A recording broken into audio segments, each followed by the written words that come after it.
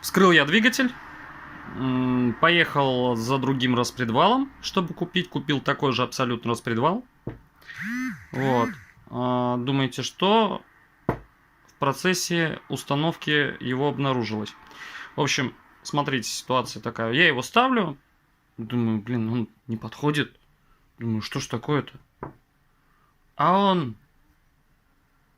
Короче.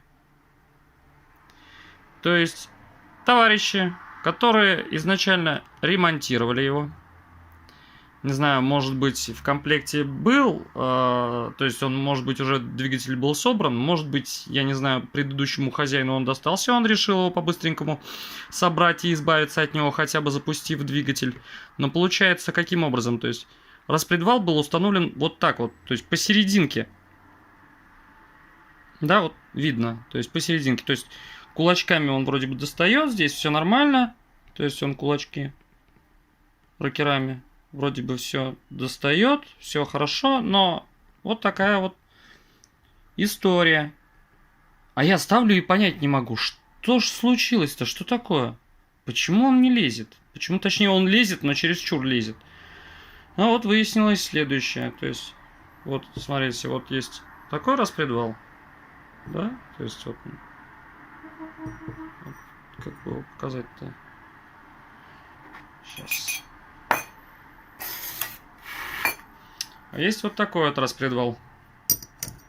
То есть он не намного, но длиннее. И у него еще есть вот такая вот штучка крутящаяся. Одна в одну сторону крутится, во вторую фиксируется.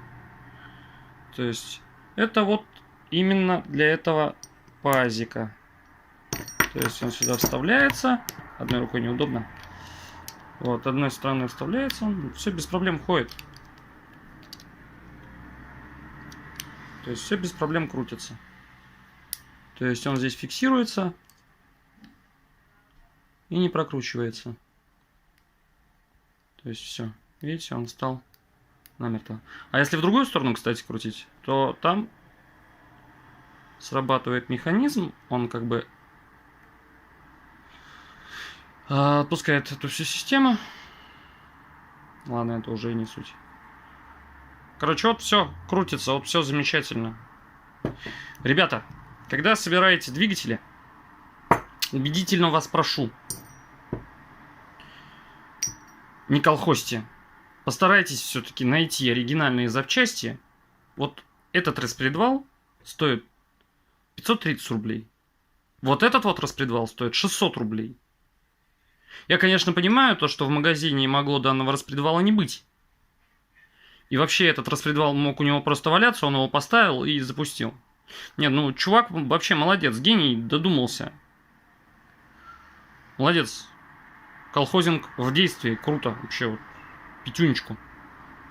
Пятюнечку чуваку.